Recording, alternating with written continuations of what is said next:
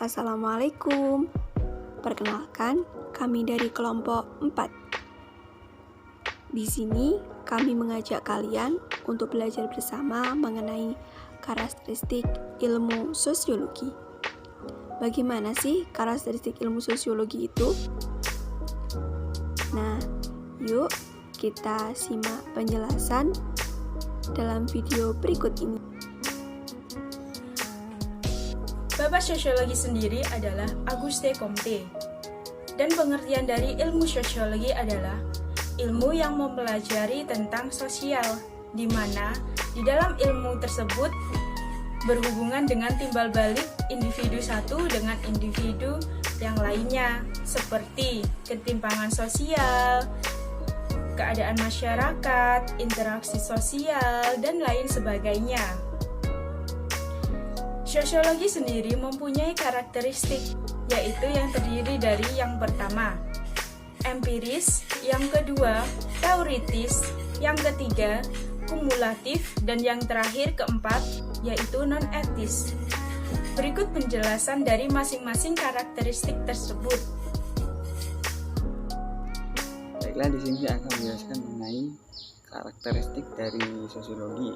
Yang pertama, sosiologi itu bersifat empiris. Empiris sendiri artinya sosiologi sebagai ilmu pengetahuan yang didasarkan pada observasi terhadap kenyataan menggunakan akal sehat dan indera, sehingga hasilnya tidak spekulatif belaka. Sebagai contohnya yaitu sosiologi mempelajari tentang kemacetan yang terjadi di ibu kota. Argumentasi yang muncul dari penelitian sosiologi misalnya kemacetan disebabkan oleh rendahnya tingkat kepercayaan masyarakat terhadap pelayanan publik atau transportasi publik yang disediakan atau yang dicetus oleh pemerintah daerah. Dengan kata lain, masyarakat Jakarta yang merupakan pelaku dari kemacetan tidak mempercayai bahwa transportasi publik dapat memberikan kenyamanan baik pelayanannya maupun aksesnya. Dampaknya dari ketidakpercayaan masyarakat tersebut yaitu masyarakat lebih suka atau lebih senang, lebih banyak menggunakan kendaraan pribadi dibandingkan menggunakan kendaraan umum atau transportasi publik.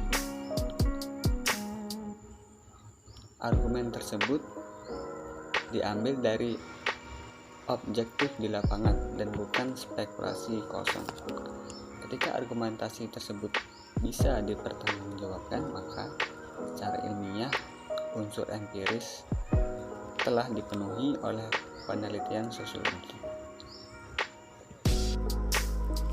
Karakteristik yang kedua yaitu teoritis. Sosiologi sebagai ilmu pengetahuan berusaha menyusun abstraksi dari hasil penelitian empiris. Nah, abstraksi sendiri merupakan penarikan hasil kesimpulan mengenai sebab akibat dari gejala-gejala sosial yang diteliti. Sebagai contoh, sosiologi mengkaji secara signifikan mengenai hubungan kemacetan dengan kepercayaan masyarakat kepada pemerintah yang rendah. Nah, abstraksi yang dihasilkan berupa pernyataan penegasan bahwa masyarakat harus mempercayai pemerintah dalam menanggulangi terjadinya kemacetan.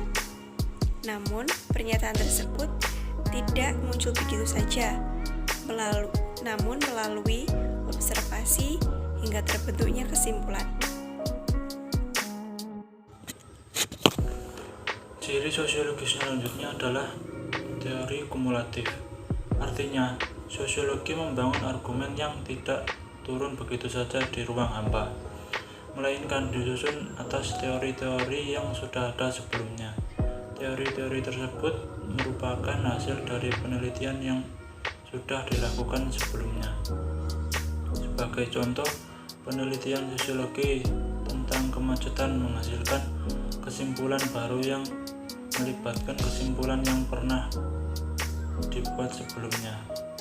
Misal, penelitian sebelumnya mengatakan bahwa penyebab macet adalah karena tingginya daya beli masyarakat, termasuk daya beli konsumsi mobil pribadi. Penelitian lain menyebutkan bahwa mobil memberikan prospek dan status yang menjanjikan buat penggunanya. Teori kumulatif sebagai ciri-ciri sosiologi, artinya beberapa hasil penelitian tersebut dilibatkan dalam analisis sehingga kesimpulan baru yang sudah ada merupakan hasil akumulasi pengetahuan. Sekian dari saya. Ciri yang selanjutnya yaitu non-etis, yang artinya sosiologi membahas suatu permasalahan sosial tanpa melihat nilainya, yakni baik atau buruknya suatu fenomena tersebut. Sosiologi lebih berkepentingan untuk menjelaskan bagaimana atau mengapa fenomena tersebut dapat terjadi, yang tentunya penjelasan tersebut juga harus logis, mendalam, dan juga mudah dipahami. Sebagai contoh, kemacetan sebagai masalah sosial. Dalam penelitian sosiologi, kemacetan tidak dikatakan buruk.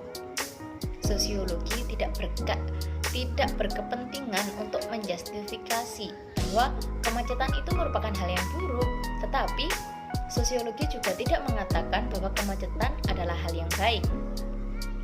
Sosiologi hanya menjelaskan mengapa kemacetan dapat terjadi. Salah satu penyebabnya adalah rendahnya tingkat kepercayaan publik terhadap pemerintah.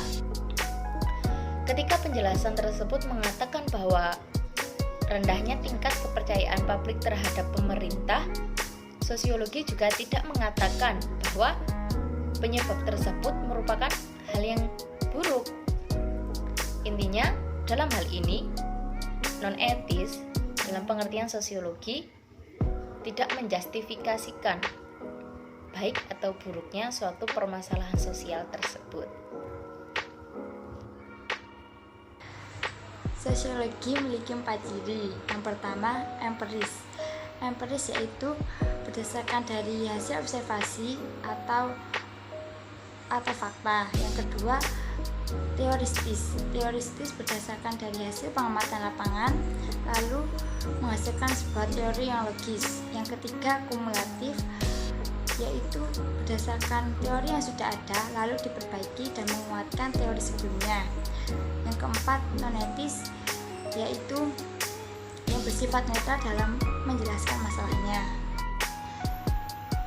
Ilmu ini lebih fokus terhadap kajian yang berhubungan dengan individu dan kelompok atau hubungan timbal balik. Dapat disimpulkan bahwa kajian dari ilmu sosiologi yaitu masyarakat. Ilmu sosiologi mempelajari manusia dan masyarakat. Ilmu pendidikan ini bersifat abstrak dan terapan, dan bukan ilmu pengetahuan yang bersifat khusus. Nah, itu tadi penjelasan dari kami mengenai karakteristik ilmu sosiologi. Semoga bermanfaat.